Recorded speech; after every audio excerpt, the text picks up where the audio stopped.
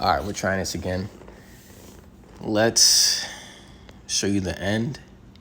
I lost a lot of pieces, wasn't playing very well, but still won. And I got to work on my end game, like getting the checkmate, but I was able to figure it out. So at this point, I didn't start with the sides this time. I wanted to switch it up a little bit. So I started with the middle, and he had Gambit. He moved his pawn to c4 with nothing protecting it. So, of course, I took it.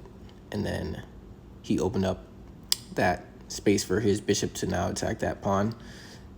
But I didn't really try to protect it. I tried to attack his pawn on d4 with my knight and start moving pieces out. So he tried to protect that as well with his knight.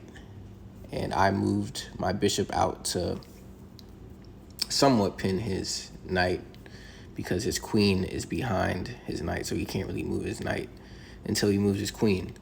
So now I'm still up one, protecting or attacking that pawn on d4. So he tries to get my bishop to move or get me to make a move. So I like to move it back to see if he will move that pawn on g2 out to g4 and mess up his castle, because as you can see on the right side, he only has 2 pawns left. So if he were to extend himself out on the left side too, that's when people run into issues. So that's why I like to do that. But he didn't fall for that, and he tried to attack my knight and get him to move. So I moved my knight over to e5 because his knight is still somewhat pinned because of the queen behind him. And now my knight is protecting the pawn on c4. So I'm in a pretty good position. I set everything up the way I should. So, of course, he moves his bishop out because he no longer wants his knight to be pinned to the queen. So I take it because I don't like knights. I don't like defending against knights, and I like to take them out early, so I decided to take that.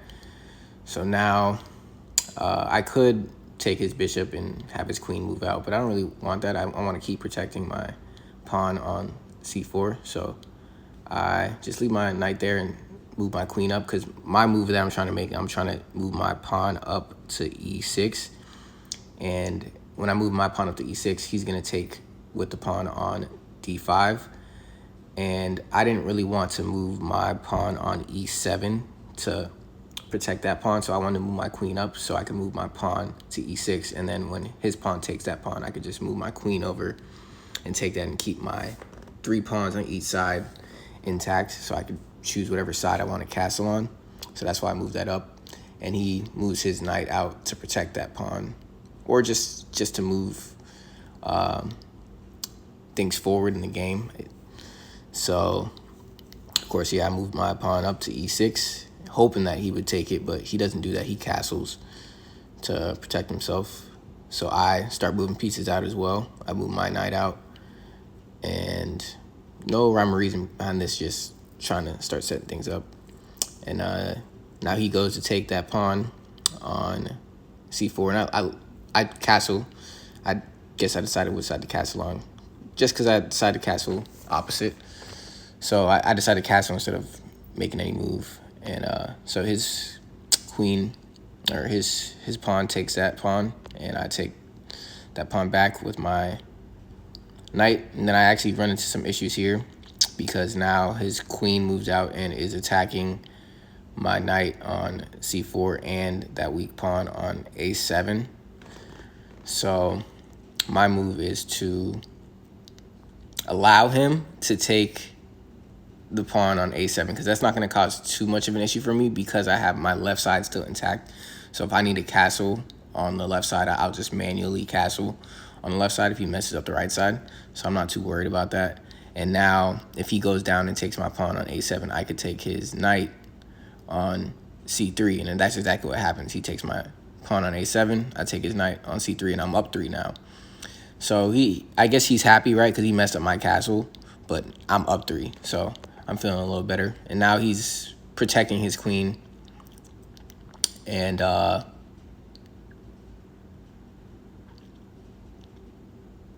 just protecting his queen, making I guess, defense a little harder. One thing I could do is maybe move my pawn out to b6, but if he could just move his queen up to a6, and then my king would be in check. So that's not really the best thing to do. So what I do is I take his bishop because I don't really want that queen protected like that. So he takes the bishop with his pawn, which is actually good. Like, because what he could do, he could take my bishop or take my knight with his queen, and then I guess we could trade queens. I wouldn't have done it in that position, but he opened up with this move. He opened up his space on f2, so that's good for me. So what I do, this is a very, very good move right here, because now the bishop is attacking that pawn on e3 and attacking his queen on a7, and then my queen is protecting my bishop.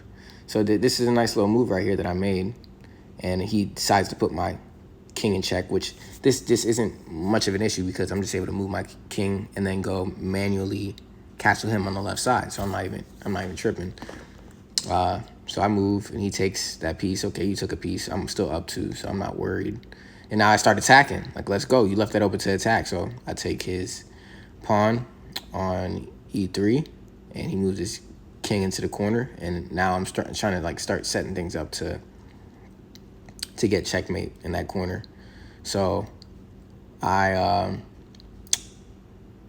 move. Yeah, the smart move to move my bishop back to be protected by the pawn on c7, and also attacking h2 with my queen attacking g1. So the diagonals are in my favor and my pawn is protected, and I'm in a pretty good position with my king. Like, the only place I guess the queen could go is b5, but I could just move over to the left to e7, and my king is nice and protected. So I'm pretty happy with my position.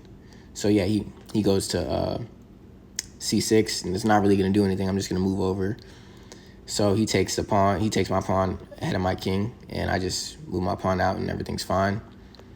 And now he's trying to attack with his rook down on the d file, but because I have a pawn protecting my bishop and a rook protecting my bishop, like, he's not going to take my bishop with his queen or his rook. That's not smart.